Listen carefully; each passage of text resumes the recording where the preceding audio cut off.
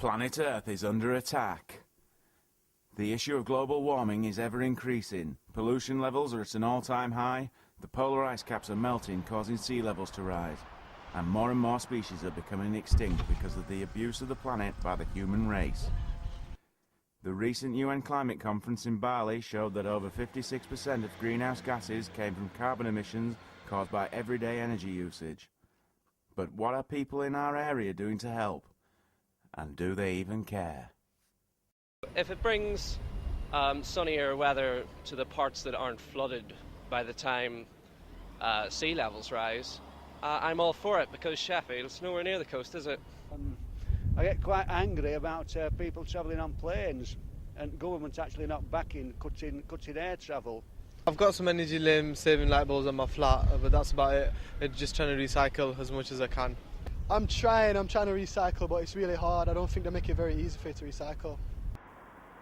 But there are recycling schemes put in place throughout Yorkshire by the local councils.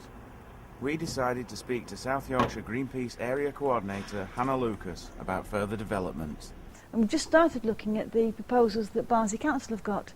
They want to build an incinerator for rubbish, which will serve Barnsley, Doncaster and Rotherham. And our argument is that there's already an incinerator in Sheffield, and why not recycle more and use the Sheffield incinerator? And what did she think about other methods of transport?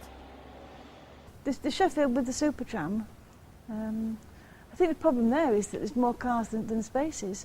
Certainly when I've wanted to go into Sheffield and I've wanted to park and ride, the Meadowhall one is absolutely stuffed.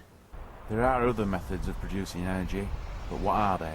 What we'd like to see is more solar panels, and the government to subsidise those, because of course a lot of money goes into nuclear power and subsidises that, and not enough subsidy goes into renewables, because they are still very expensive at the moment.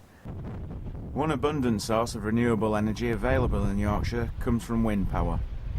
We asked wind farm activist Jeff Rice about its popularity. Surveys regularly show it's between 70 and 80% of the population are in support. They're sort of like the quiet majority. So how do they actually produce energy? It's like any other turbine, but it's like in coal fire or nuclear, the turbine is driven by steam. In this case, it's turned by the wind. And how much power does the average wind farm produce? They're usually around 2 megawatts, and they can supply usually at least 1,000 homes with electricity, up to maybe 1,500.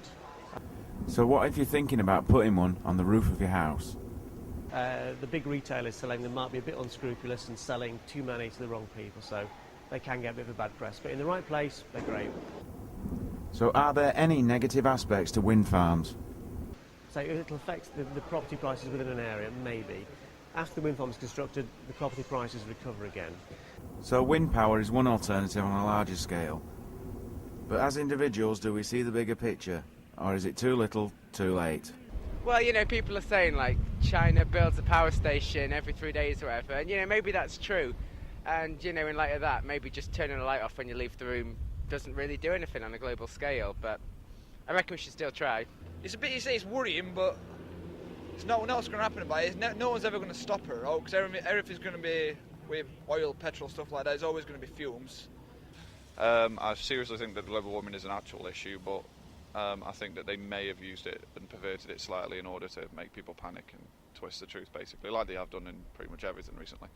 So there are sceptics out there, but you can't ignore this is a very real issue affecting all of us and future generations. It's not very hard. Recycle more of these, get on more of these, use more of these, and remember, switch things off when you've finished using them. Rob Cassidy, UCB News, back to the studio.